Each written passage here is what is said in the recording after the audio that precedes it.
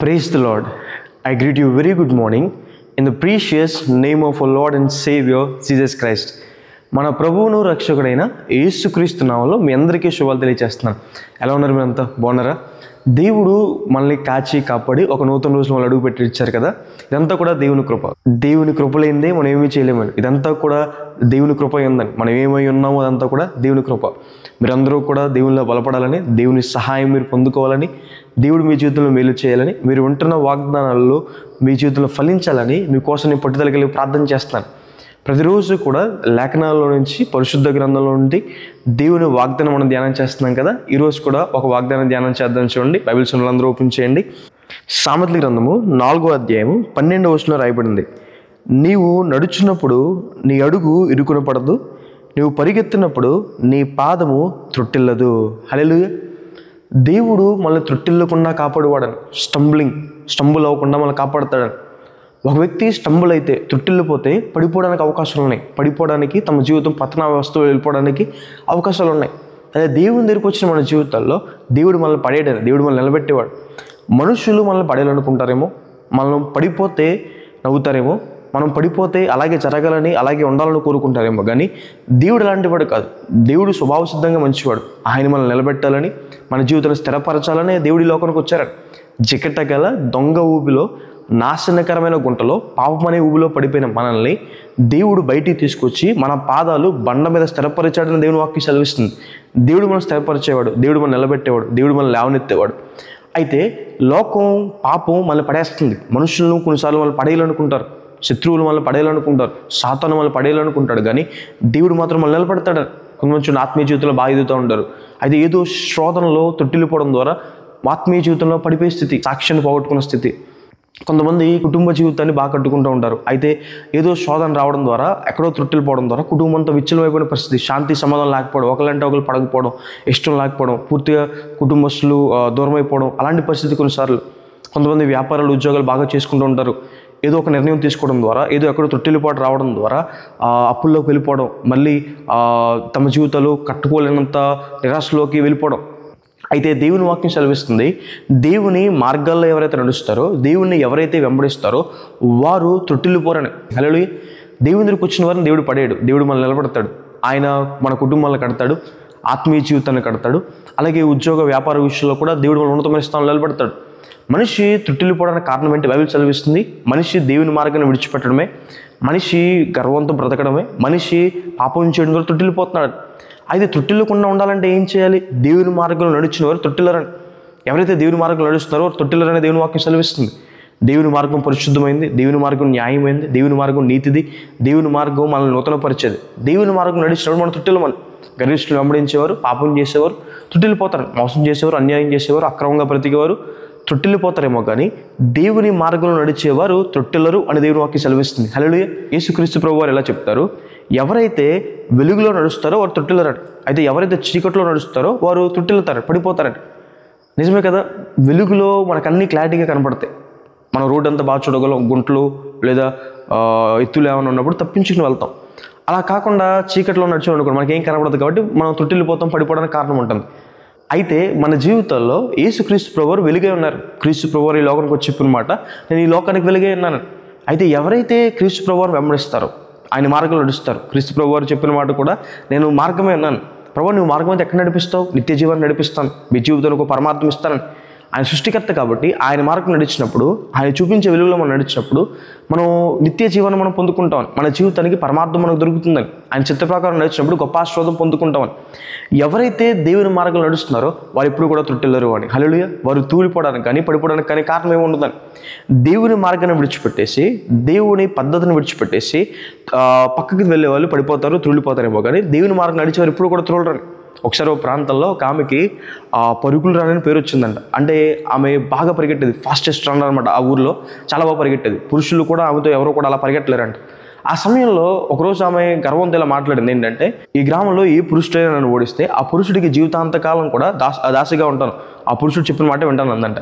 అయితే దాంట్లో ఒక ఎవరో చేయొత్తాడంట, నేను పరిగెడతాను నీతో పాటు, అకామిడేషన్లో ఉంటానని. ఆ సమయంలో అబ్బాయి పరిగెట్టినట్టు కానీ ఎప్పుడైనా అంత బాగా పరిగెట్టినట్టు ఎవరో చూడలేదంట. సరే, కాంపిటీషన్ పెట్టారు, ఇద్దరు కూడా పరిగెడుతున్నారు. ఆ సమయంలో అందరూ అనుకున్నట్టే ఆమె బాగా పరిగెడుతుంది, ముందు వెళ్ళిపోతుంది. ఈ అబ్బాయి ఏం చేశాడంటే ఒక చిన్న గోల్డెన్ బాల్ తీసుకొచ్చి అలా అమ్మాయి కాలు మొదలుంచి కొంచెం పక్కకు వదిలినప్పుడు అమ్మాయి గోల్డెన్ బాల్ చూసి నేనే కదా అలా గెలుస్తాను, గోల్డెన్ బాల్ తెచ్చుకుని మళ్ళీ వచ్చేద్దాం అని చెప్పి గోల్డెన్ బాల్ తెచ్చుకోవడానికి వెళ్ళింది. అలా వెళ్ళి వచ్చేసరికి ఈ అబ్బాయి కొంచెం ముందుకు వెళ్ళాడు. అమ్మాయి వచ్చింది, మళ్ళీ పరిగెట్టు మొదలుపెట్టింది. మళ్ళీ అనుకున్నట్టే ఈ అబ్బాయిని దాడేసి ముందుకు వెళ్ళింది. కొంచెం దూరం వెళ్ళిన తర్వాత ఈ అబ్బాయి కొంచెం పెద్ద సైజ్ గోల్డెన్ బాల్ వేశాడు. మళ్ళీ వెళ్ళింది, ఈ అమ్మాయి తెచ్చుకుంది. అంతలోపు ఈ అబ్బాయి దాడేశాడు. ఇప్పుడు లైన్ దగ్గరలో ఉన్నారు. లైన్ దగ్గరలో ఉన్నప్పుడు మళ్ళీ ఈ అబ్బాయి ఇంకొంచెం పెద్ద సైజ్ గోల్డెన్ బాల్ని థర్డ్ టైం వేశాడు. కొంచెం దూరంగా వేశాడు. ఈసారి వేసినప్పుడు అనుకుంది 2 సార్లు వెళ్ళాను, వచ్చేసాను, 3ఓసారి వెళ్ళి రాలేను అని చెప్పి వెళ్ళింది.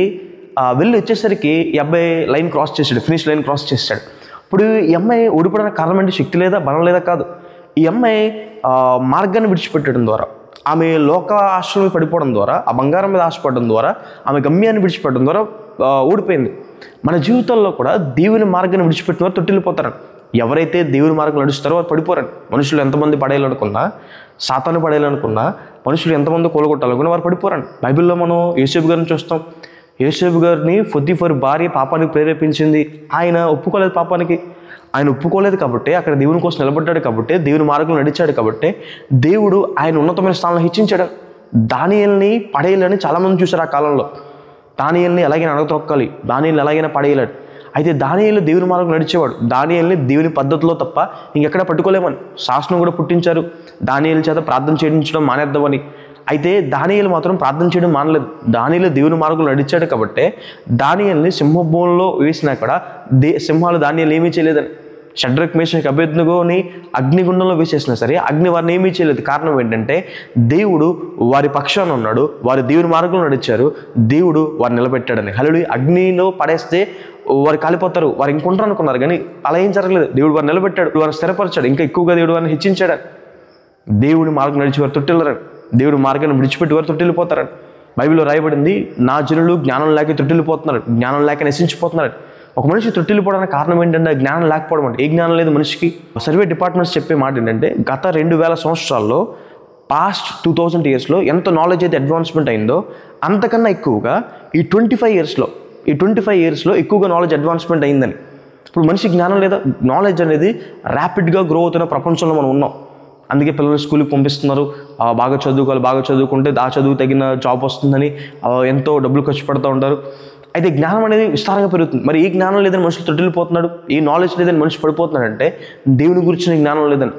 మనిషి జ్ఞానానికి దేవుని గురించిన జ్ఞానానికి తేడా ఏంటంటే, మనిషి జ్ఞానం చెప్తున్నమాట మనుషుడు కోతి నుంచి వచ్చాడని, దేవుడు సృష్టించలేదు, మనుషుడు కోతి నుంచి వచ్చాడని. దేవుని గురించిన జ్ఞానం చెప్పే మాట ఏంటంటే మనిషిని దేవుడు చేశాడని.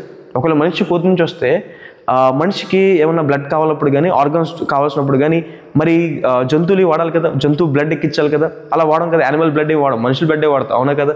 అలాగే మనిషి జ్ఞానం చెప్పే మాట ఏంటంటే ఎవరైనా దేవుడు అని పిలవచ్చు. నువ్వు మనుషులను దేవుడు చేయొచ్చు, చెట్లు దేవుడు చేయొచ్చు, జంతువులు దేవుడు చేయొచ్చు, రాళ్ళను దేవుడు చేయొచ్చు, దేనైనా దేవుడు చేయొచ్చు అని. అవి దేవుడి గురించి జ్ఞానం చెప్పే మాట. దేవుడు ఒక్కడే ఉంటాడు, ఆయన సర్వాధికారి, సర్వ సృష్టికర్త, సర్వాన్ని చేసిన దేవుడు అని. కొన్నిసార్లు చూడండి ఇలా అంటారు కదా, కస్టమర్ దేవుళ్ళకి స్వాగతం అంటారు. అంటే ఆ షాప్లో కొనేవాళ్ళు ఆ షాప్లో కూడా చూసేవారు వాళ్ళు ఏమైపోతారంటే దేవుళ్ళు అయిపోతారు. టీవీలో రాయబడుతుంది యాంకర్స్ ఎలా ఉంటారు, ప్రేక్షకుల దేవుళ్ళు కొందాలని. అంటే టీవీ చూసేవారు ఏంటి, దేవుళ్ళు అయిపోతారండి చాలాసార్లు. అది లోకంలో దేవుడు అనేదానికి మనుషులు తమ నిర్వచనం ఎలా ఉండొచ్చేమో కానీ దేవుడి జ్ఞానం చెప్పేమాట దేవుడు ఒక్కడే, ఆయన సర్వ సృష్టికర్త, ఆయన సర్వాన్ని చేసిన వాడు. మనం పడిపోతుంటే, మన జీవితాలు పతనావస్థకి వెళ్ళిపోతుంటే మన కోసం వచ్చి తన రక్తాన్ని చిందించిన వాడు ఆయన. యేసుక్రీస్తు ప్రభువారే దేవుడే ఉన్నారని. హల్లెలూయా. దేవుని గురించి జ్ఞానంతో మనం నింపుకోవాలి. బైబిల్ అంతా దేవుని మాటే, దేవుని జ్ఞానం. ఆ జ్ఞానంతో నింపుకున్నవాడు తొట్టిల్లడు అని దేవుని వాక్యం సెలవిస్తుంది. హల్లెలూయా. తర్వాత మనం చూసినట్టయితే ఎవరైతే ప్రార్థన చేసుకుంటున్నారో వారు తొట్టిల్లరని. వారు ప్రార్థన చేస్తూ ఉండగానే నేను వారిని నడిపిస్తాను, వారు తొట్టిల్లకుండా చక్కగా పోవు బాటలు నడిపిస్తానని సెలవిచ్చిన రీతిగా మనం ఎప్పుడైతే ప్రార్థన చేయడం మొదలు పెడతామో దేవుడు మనకి సహాయం చేయడం మొదలు పెడతాడు, దేవుడు మనల్ని నడిపించడం మొదలు పెడతాడు. దేవుడు మనల్ని నడిపిస్తాడు, మన తొట్టిల్లో మనం పడిపోవు. దేవుడు మనల్ని నిలబెడతాడు, సరైన మార్గంలో, స్థిరమైన మార్గంలో దేవుడు మనల్ని నడిపిస్తాడు. మరి హల్లెలూయా. ఆయన మనకి కాపురి అయ్యండి, తండ్రి అయ్యండి, మళ్ళీ ఎత్తుకుని మరి ఆయన మనల్ని చేయి పట్టి మరి దేవుడు మనల్ని నడిపిస్తాడని దేవుని వాక్యం సెలవిస్తుంది. చాలామంది ఆత్మీయ జీవితంలో కానీ, లేదా కుటుంబ విషయాల్లో కానీ, ఉద్యోగ వ్యాపార విషయాల్లో కానీ పడిపోవడానికి కారణం ఏంటో తెలుసా? ప్రార్థన చేయకపోవడం, దేవుని దగ్గర విజ్ఞాపన చేయకపోవడం, దేవుని దగ్గర సమయం గడపకపోవడం, దేవునితో సహవాసం లేకపోవడం ద్వారా పడిపోతున్నారు. క్రీస్తు ప్రభువు చెప్పిన మాట, మీరు శోధనలో పడిపోకుండా ఉన్నట్లు మీరు ఏం చేయండి, ప్రార్థన చేయండి, వెలుగుకోకుండా ప్రార్థన చేయండి. చాలామంది శోధనలో పడిపోవడానికి, దేవుని దూరం అయిపోవడానికి కారణం ఏంటంటే ప్రార్థన లేకపోవడం. అయితే ప్రార్థన చేసేవారిని దేవుడు నడిపిస్తాడు, తొట్టిల్లు పోకుండా దేవుడు వారిని నడిపిస్తాడు. హల్లెలూయా. వారి ప్రార్థన ఎన్నడూ కూడా ఎప్పుడూ కూడా తొట్టిల్లదు అని దేవుడు వాక్యం సెలవిస్తుంది. హల్లెలూయా. యు డు నాట్ స్టంబుల్, నువ్వు ఎప్పుడు కూడా తొట్టిల్లో. అదే మరి నీతిమంతులు తొట్టెలు రండి, నీతిమంతులు కష్టాలు రావా, కుటుంబంలో కష్టాలు రావా, శ్రమలు రావా, ఇబ్బందులు రావా, అనారోగ్యాలు రావా అంటే వస్తాయి. బైబిల్ చదివిస్తుంది నీతిమంతుడు ఒకవేళ పడిపోయినా తిరిగి లేస్తాడు అని. హల్లెలూయా. దేవుని మార్గం నడిచే వ్యక్తి జీవితంలో దేవుడు కొన్నిసార్లు కొన్ని పాఠాలు నేర్పించడానికి, లేదంటే దేవుని మీద ఆధారపడడానికి ఇంకా నేర్పించడానికి కొన్ని కష్టాలు, అనారోగ్యాలు అలవ చేయొచ్చు. అయితే దేవుని మార్గం నడిచే వ్యక్తి కూలిపోడు. దేవుని మార్గం నడిచే వ్యక్తి పడిపోయిన తిరిగి నిలబడతాడు, మళ్ళీ ఉన్నతమైన స్థానంలో ఉంటాడు, మళ్ళీ హెచ్చించబడతాడు. దేవుడు ప్రతికిని తప్పిస్తాడు. ఆ శ్రమలు మళ్ళీ బ్రేక్ చేయడానికి అది వచ్చాయి. మీరు దేవుని మార్గంలో నడుస్తున్న వ్యక్తి అయితే ఆ శ్రమలు మిమ్మల్ని పడేయడానికి అది వచ్చినాయి, మిమ్మల్ని ఇంకా నిలబెట్టడానికి, మిమ్మల్ని మెరుగుపెట్టడానికి. బంగారంలో ముష్టి తీయడానికి ఎలా అయితే అగ్నిలో కలుస్తారో, దేవుడు కూడా అంతే మన జీవితాన్ని మోల్డ్ చేయడానికి, మళ్ళీ బలంగా మార్చడానికి కొన్ని శ్రమలు అనుమతిస్తాడు. అది మనల్ని పడేయడానికి కాదు. నీతిమంతులకి శ్రమలు వస్తాయి, అవి వారిని పడేయడానికి కాదు, నిలబెట్టడానికి. అయితే భక్తిహీనులు శ్రమలు వచ్చినప్పుడు కూలిపోతారని, వారు మళ్ళీ కనపడరని దేవుని వాక్యం సెలవిస్తుంది. అయితే దేవుని మార్గంలో నడిచి మిమ్మల్ని, ఆయన జ్ఞానంతో నింపుకున్న మిమ్మల్ని, ఆయనలో ప్రార్థన చేసి మిమ్మల్ని దేవుడు తొట్టెల్లో కొండ మిమ్మల్ని కాపాడతాడు అని. హల్లెలూయా. ప్రార్థన చేసుకుందాం. చూడండి. సర్వశక్తిమంతుడా, జీవం గల దేవేశయ్య, మీకు వేలాది వందనాలు యేసయ్య, మీకు స్తుతి స్తోత్రం తండ్రి. సర్వాధికారి అయ్యా, మహోన్నతుడు దేవ, మహిమగల దేవుడు ప్రభువా, మీలాంటి వారు ఎవరు తండ్రి, మీలా ప్రేమించేవారు, మీలా కరుణించేవారు తండ్రి, మీలా సహాయం చేసేవారు ఎవరు లేరయ్యా ప్రభావ. మీకు వేలాది వందనాలు యేసయ్య. ఈరోజు వాగ్దానం ద్వారా మాతో మాట్లాడినందుకు దేవా మీకు వేలాది వందనాలు యేసయ్య ప్రభువా. ఈరోజు ఎంతమంది అయితే ఈ వాగ్దానం వీక్షిస్తారో ప్రభావ, వారి జీవితంలో మేలు చేయండి. వారు త్రూలిపోకుండా, తొట్టిల్లకుండా కాపాడమని దేవా ప్రభావ. ప్రతి మాలుకుంటున్నాం యేసయ్య, మీకు వేలాది వందనాలు యేసయ్య. ఎవరైతే ప్రభావ ఒకవేళ తొట్టిల్లి ప్రభావ, ఆత్మీయ జీవితంలో కావచ్చు, కుటుంబ జీవితంలో కావచ్చు, ఉద్యోగ వ్యాపార విషయంలో కావచ్చు ప్రభావ, ఎక్కడైతే పడిపోయారో ప్రభావ వారిని మళ్ళీ తిరిగి నిలబెట్టమని ప్రభావ ప్రతి మాలుకుంటున్నాం యేసయ్య. వారిని లేవనెత్తమని ప్రభావ ప్రతి మాలుకుంటున్నాం. ఈరోజు ప్రార్థనలు ఏకీవిస్తూ ఉండవని ప్రభావ, వారిని మరలా ప్రభావ పునరుద్ధరించమని ప్రభావ, మరలా వారి జీవితంలో మేలు చేయమని, మీ కృప అనుగ్రహించమని దేవా ప్రభావ. ప్రతి మాలుకుంటున్నాం యేసయ్య, మీకు వేలాది వందనాలు యేసయ్య. అనారోగ్యాలతో బాధపడుతున్నారు, ముట్టని స్వస్థపరచండి. అప్పుల బాధలు బాధపడుతున్న వారిని ప్రభావ లేవనెత్తండి, వారిని ఆశీర్వదించండి, కృప చూపించండి. ఆత్మీయ జీవితంలో అందరినీ వదిలింపు చేయండి, అన్ని విషయాలు వదిలింపు చేయండి. మీ సహాయాన్ని, సహకరణ వరకు ఉంచుకోండి, తోడుగా ఉంచుకొని నడిపించండి ప్రభావ. ప్రతి కన్నీటిని తొడవమని ప్రభావ, నిలబెట్టమని దేవా యేసు నామమున అడిగి వేడుకుంటున్నాను తండ్రి. Amen. God bless you. God bless India.